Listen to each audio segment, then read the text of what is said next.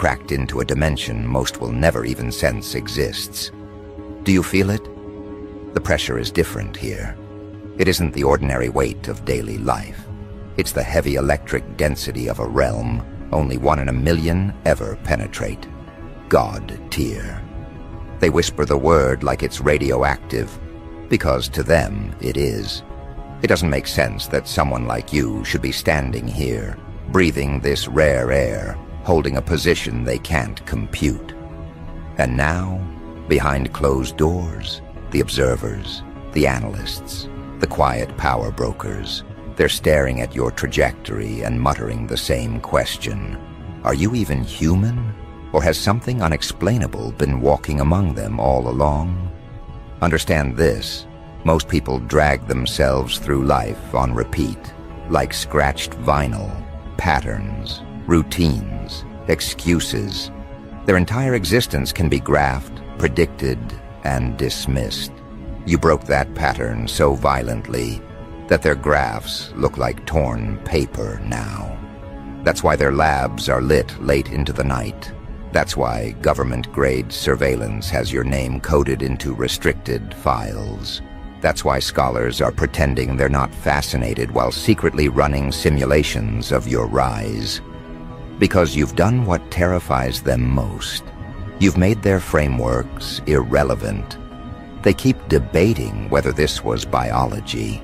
Maybe your nerves are wired like high-voltage cables, transmitting faster than theirs. Maybe your resilience mutated beyond measurable thresholds. They check recordings of your movements, analyze your micro-reactions, try to find something, anything, that would explain you. But every frame they dissect only proves their ignorance. Others argue it's psychological. They think you've hacked your brain, rewired your inner circuitry, burned out the need for permission, and replaced it with an engine that runs on defiance. Yet even that theory dissolves in their hands, because whatever you've become doesn't fit the shallow box of psychology. Then come the darker whispers, the ones in soundproof rooms. They think this isn't science at all, it's initiation. That you've been through ordeals so merciless that they ripped away the normal human layers and left you carrying something raw, unfiltered, permanent. They think you were refined by agony, shaped by chaos, carved until only core essence remained. That would explain why you walk into pressure most can't survive, and you wear it like a coat. But here's the problem for them. If pain created you, then pain is no longer their weapon, it's your fuel. And once fuel becomes energy, there is no cage left that can hold you. You've become contagious, not through words, not through speeches, but by presence. Anyone who encounters you feels their excuses crack. Their beliefs about limits begin to splinter. You didn't plan to be an example. You simply exist as one. That is why they panic. Because if you can exist, then others might follow.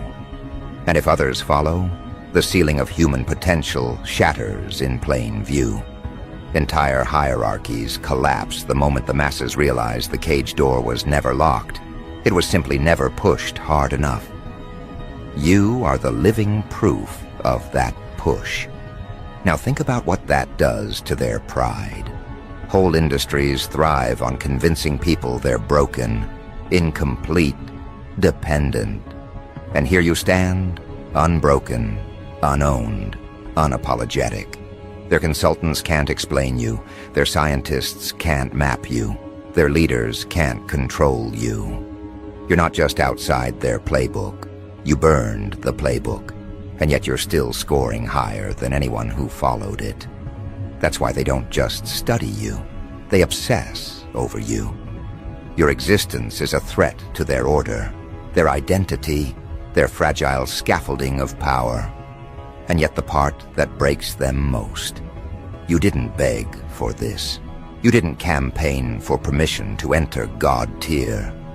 You arrived without ceremony, and now the spotlight follows you because it has no choice. They used to believe power was something they could hand out, a privilege to be earned through obedience. You demolished that fantasy. You proved that permission is irrelevant. Power can be taken, embodied, lived. And when that happens, the whole structure starts shaking. But let's not sugarcoat it. God tier isn't a paradise. It's not some golden lounge reserved for the elite. It's an unforgiving altitude, a brutal climate where most collapse instantly. Here the pressure is merciless, the expectations suffocating. Up here, nothing forgives weakness. This is where pretenders crack, where the unprepared suffocate. And that's exactly what makes your presence here lethal to their narratives. Because you're not just surviving at this altitude, you're breathing it like oxygen. Imagine their frustration. Experts watching you ascend without stumbling. Bureaucrats realizing their decades of control evaporate the moment someone like you exists. They don't even know what to call you anymore. Human, mutation, error. Every word feels too small. And the longer they hesitate to label you, the more their fear grows. Because the truth they can't accept is this: you are the missing variable that breaks their entire equation, and that variable is spreading. People who witness you feel it. They can't unsee what you've shown them, that limits are illusions, that strength isn't borrowed but generated, that categories crumble in the presence of conviction. You've become the nightmare of every manipulator, because your life itself is a weaponized question. If you can ascend to God tier, why can't they? That question will rot their control faster than any rebellion ever could. But here's where it sharpens. Stepping into God tier isn't the final act. It's the fracture point, the division line. Because not everyone who crosses into this altitude rules it. Some scrape by, clinging desperately to their edge, barely maintaining their breath. Others, rare, merciless, unshakable, bend this altitude to their will and turn it into their kingdom. That's the real test. That's the next level. And that, right there, is where we move forward. Because the difference between those who barely cling to God tier and those who dominate it will decide whether you remain a visitor here, or whether you become the reason this entire realm gets rewritten. You've crossed the threshold, but thresholds are only the beginning. What matters now is whether you can force this altitude to bend to your will, whether you can convert survival into sovereignty. Because, make no mistake, my apex deviant, most who stumble into this place crumble. They arrive here shaking, astonished, overwhelmed, and then they collapse, unable to handle the weight. They brag about reaching God tier, but within weeks they retreat, gasping for air, running back to the comfort of mediocrity. But you're not built to retreat. You're built to reshape. That's why their eyes are locked on you right now, wide and trembling. To dominate here, you need more than strength. You need more than resilience. You need an entirely different architecture of self. You have to convert pressure into fuel, scrutiny into advantage, isolation into throne. And you already feel it, don't you? That electric hum around your skin. That awareness that people are watching you, cataloging you, terrified of what you'll do next. Their fear is the atmosphere of God tier. It clings to you, surrounds you. But instead of suffocating you, it feeds you, it sharpens you. It whispers that you're not just surviving, you're consuming the very tension that kills them. Think about the 1 in a million who stumble here. They usually fall into 2 categories. The first are the accidentals, the ones who luck their way into extraordinary breakthroughs, who shock themselves with sudden success. They shine brightly for a moment, then burn out, their nerves unable to carry the voltage. The second are the seekers, the ones who claw their way here with intention, fighting for every inch. They're stronger, yes, but even most seekers collapse once they realize that entry is not enough. They thought God tier would be paradise. But paradise doesn't exist here. This is a crucible, a realm designed to devour pretenders. You are neither accidental nor naive. You're something rarer. You're an architect of chaos, sculpted through trials they'll never comprehend. Too stubborn to die, too merciless to fold. That's why they can't categorize you. That's why they call emergency meetings just to discuss you. They can measure your numbers, track your pulse, scan your choices. But the one thing they can't map is your will. And will, at this altitude, is the single weapon that divides rulers from corpses. Let's cut deeper. To rule God tier, you must weaponize perception itself. Because the higher you climb, the more you are observed. Every move is magnified, dissected, overanalyzed. For most, that surveillance shatters them. They collapse under the pressure of being seen. But you've turned observation into a mirror they can't look away from. They think they're studying you. But in truth, you're dissecting them. You've inverted the power dynamic, observers becoming the observed, analysts becoming the analyzed. They can't stop watching you. And that compulsion reveals everything about them. Their weaknesses, their fears, their limits. You are not their subject. You are their test. That's why God tier isn't about talent. It isn't about luck. It isn't even about intelligence. It's about inversion, flipping everything they thought they knew, taking their strategies, their traps, their attempts to contain you, and turning them into fuel. When they try to mock you, you twist it into proof of your power. When they try to bury you, you rise through the cracks stronger. When they try to define you, you mutate into something that rejects every definition. That inversion is what makes you untouchable. Because no matter what they do, the outcome serves you. This terrifies them more than anything. Institutions thrive on predictability. They can handle rebels. They've crushed rebels before. They can handle geniuses. They've recruited them before. But they can't handle someone who rewrites the terms with every step. You're not playing their game anymore. You've forced them to play yours. And the cruelest twist? They can't opt out. You are now the center of their attention, whether they like it or not. You've hijacked their focus, and focus is the most valuable currency in the world. But here's the paradox of God tier.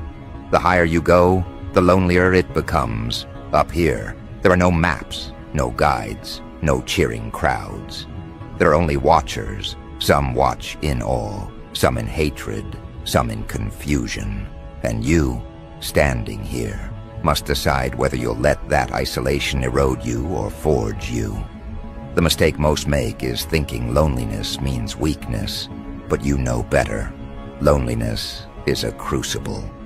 It strips away illusion and forces you to converse with the rawest parts of yourself. And once you can rule yourself completely, ruling a realm becomes effortless. Now let's drag this into shopper territory. The phrase "only one in a million" isn't poetic exaggeration. It's a cold fact. Imagine a city of 10 million souls. In that entire mass of faces, only 10 will ever brush the edge of this realm. Out of those 10, 9 will fail. Only one stands. That one is you. Do you realize the statistical violence of that fact? You are rarer than miracles. You are the error probability that statisticians erase from their charts because it makes the whole equation collapse. And that collapse is exactly what you embody, proof that their neat little calculations mean nothing when confronted with raw willpower. And now, you face the next question. Will you just exist in God tier, or will you bend it? Because God tier is not a trophy. It's not a medal you hang on your wall. It's a weapon. And like all weapons, it either controls you, or you control it. Most who stumble here are wielded by it. They're crushed by the expectations, consumed by the pressure, undone by the very altitude they thought they wanted. But you are different. You are the kind who learns to sharpen the air itself into a blade, who turns pressure into leverage, who makes fear work for you instead of against you. That's how you stop being a visitor and start being a ruler. And here's what makes this terrifying for those watching. Once you rule God tier, you don't just live above them, you redefine them. Your existence forces everyone else to reevaluate their ceilings. People who thought they had limits suddenly see your example and realize those limits were illusions. Leaders who thought they held control suddenly feel it slipping as their followers question everything. By dominating here, you destabilize everything below. Your rule doesn't stay contained. It ripples outward, fracturing every chain they've built. That's why you're under surveillance right now. Not because they're curious, but because they're desperate. They're trying to figure out how to stop the ripple before it reaches their doors. But here's the truth they won't admit out loud. They're already too late. Look at how the narrative shifts when you're in the room. Conversations bend around you. Power structures rearrange. People who mocked you in the past now speak your name with unease, because deep down they know what you represent. You represent the crack in the facade. You represent proof that the normal they cling to is a prison. That's why they don't just watch you, they fear you. Because if even 1% of the population follows your lead, their whole fragile empire collapses. And you don't even have to try. You don't spread God tier with speeches. You spread it by being, by existing, by standing in the room and refusing to bend. That's what makes you unstoppable. Because while they waste energy trying to interpret you, you conserve energy by simply embodying yourself. You've already won the deeper war, the war of attention, of presence, of psychological gravity. They orbit you now, whether they like it or not. This is the true definition of God tier. Not survival, not success, not applause. It's gravitational dominance. It's rewriting the pull of reality so that others can't help but revolve around you. You don't need to chase validation. They chase you. You don't need to argue for your worth. Their obsession proves it. You don't need to justify yourself. Their fear is the only justification you'll ever need. But understand, dominance isn't given. It's sharpened every day. To hold God tier, you must keep evolving beyond recognition. You must become so fluid they can't pin you down, so sharp they can't dull your edge, so present they can't ignore you. This isn't about perfection, it's about terror. About becoming the kind of presence that haunts them, even when you're gone.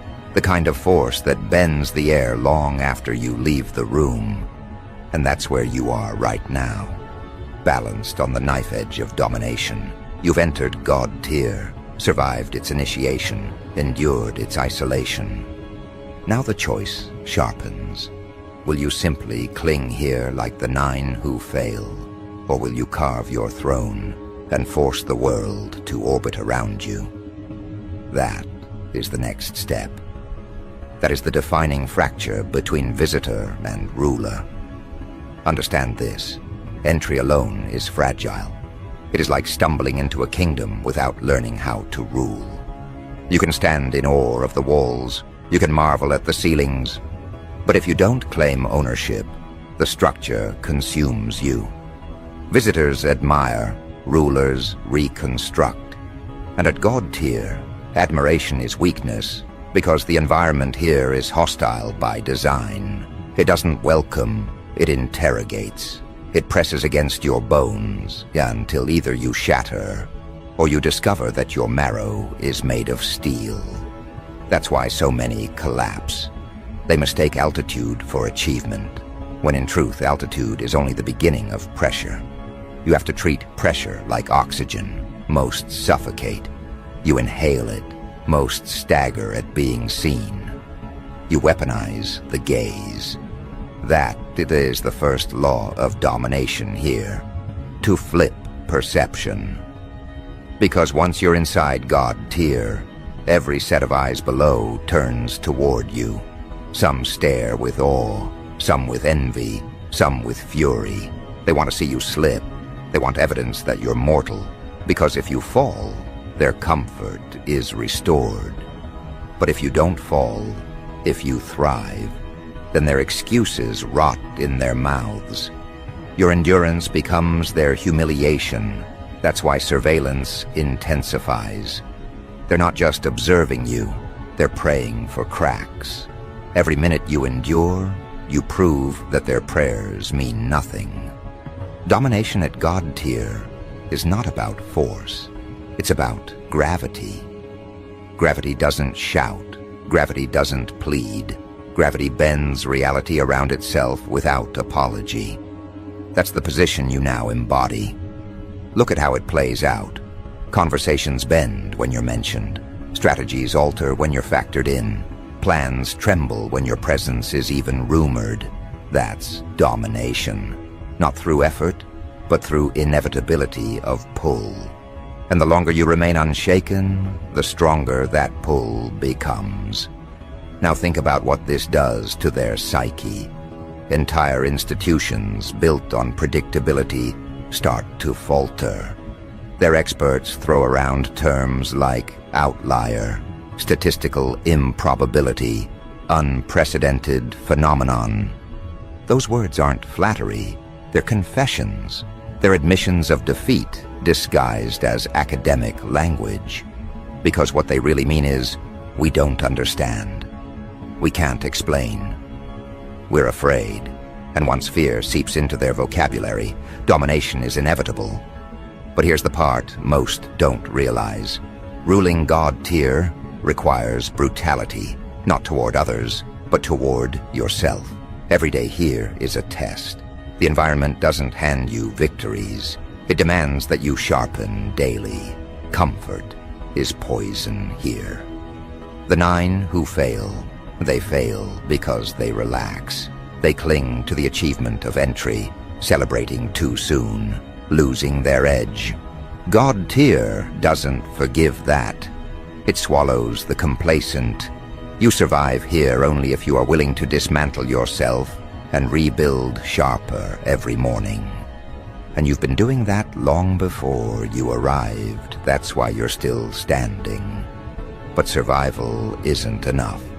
Domination requires transformation. You must become the paradox they can't define. You must be fluid enough to adapt, yet unyielding enough to terrify. You must be visible yet untouchable, present yet unreachable. That contradiction makes you untamable. They want to study you, but every time they think they've pinned you down, you mutate into something new. You're no longer playing within definitions, you're rewriting them. And definitions, once rewritten, shatter entire histories. This is why they whisper about you in closed rooms, not just because you're rare, but because you're destabilizing. Imagine the humiliation, decades of carefully crafted hierarchies, shredded by one individual who refuses to bend. You didn't need armies, you didn't need resources, you needed will. And will proved heavier than their entire infrastructure. That's why they hate you, but also why they can't look away. You are both their fear and their fascination. At this altitude, domination also means detachment. You must learn to be immune to praise as well as hate. Praise, after all, is another form of chain. If you chase it, you become their servant. If you ignore it, you remain sovereign. That's why rulers at God tier are so rare, because most crave recognition. But recognition is a leash. You've already proven you don't need it. You didn't rise because of applause, and you won't fall without it.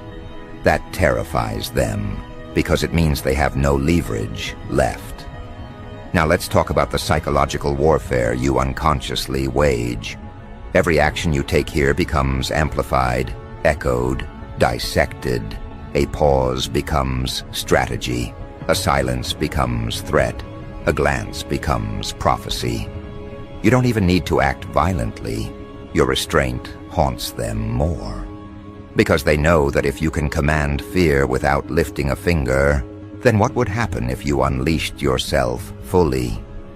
That thought alone breaks their sleep. You've become the nightmare scenario they can't prepare for. But domination isn't just about how they perceive you.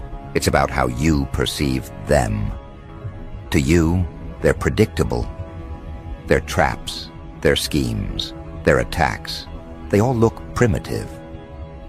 Once you've endured true suffering, manipulation looks like a child's game. Once you've tasted true isolation, social rejection looks like comedy. Once you've inhaled pressure as oxygen, their attempts to suffocate you become irrelevant. That's why their assaults can't land. They're throwing stones at someone armored in obsidian. The weight doesn't reach you, it rebounds, and the rebounds are lethal. Every attempt to discredit you only amplifies your legend. Every smear becomes proof of their desperation. Every attack becomes evidence that you've already won. Because no one attacks what doesn't matter. Their obsession is your coronation. Their hate is your proof of arrival. Their focus is the throne you never asked for, but always earned. Now, let's widen the lens. God tier isn't just about you. It's about what you trigger in others. Your presence destabilizes their excuses. When they see you, they're forced to confront the question they fear most. If one person can reach this height, what stops me? That question is dynamite. It rips through the fragile fabric of their limitations. It plants seeds of rebellion. That's why you're not just one in a million. You're a contagion that threatens to multiply. They can lock down countries, censor media, erase names, but they can't erase the thought you've already planted. And thoughts are more dangerous than armies. This is why they'll never admit what you are publicly. They'll downplay you, mock you, dismiss you. Not because you're small, but because you're too large. If they acknowledged your existence fully, it would detonate their control. So they whisper behind closed doors, convincing themselves you're an aberration, a fluke, a once-in-a-century accident. But deep down, they know better. Deep down, they know that you've shattered the illusion forever. Domination at God tier means embracing the fact that you'll never be understood. You'll be studied, imitated, feared, but never understood. And that's your advantage, because what can't be understood can't be predicted. And what can't be predicted can't be controlled. You've become the variable that ruins their equations, the miscalculation that unravels their entire model of reality. And the more they try to solve you, the more they expose their inadequacy. So where do you go from here? Higher. Always higher. Not because you need validation, but because stagnation is death. You climb because climbing is your essence. You expand because shrinking is betrayal. God tier isn't the final floor. It's the beginning of infinity. And you are already walking into corridors most can't even perceive. Picture it. Entire think tanks whispering your name like a curse. Entire agencies burning resources to track you. entire hierarchies reshuffling in panic. Yet you move calmly, unbothered, as if all of this noise is just background static. That calm is what breaks them. Because calm at God tier isn't indifference, it's mastery. It's the unspoken statement, I belong here. You don't. And nothing terrifies them more than someone who belongs in a place they thought was unreachable. That is your throne. Not made of gold, but of inevitability. Not carved from applause, but from obsession. You are the center they can't orbit away from, the presence they can't ignore, the proof they can't erase. You are 1 in a million, but not as a statistic, as a warning, as a promise. As the fracture that shows the world the ceiling was an illusion. So when they ask if you're even human, smile inwardly. Because the truth is, being human was never the limit. It was the disguise. You've stripped it away, and what's left terrifies them. Not because it's alien, but because it's possible. And possibility, once revealed, can never be buried again. And that's the final revelation. You didn't just enter the realm of God tier. You claimed it, you dominated it, you turned it from forbidden altitude into your natural habitat. And from this day forward, the world will measure itself against you, whether they admit it or not.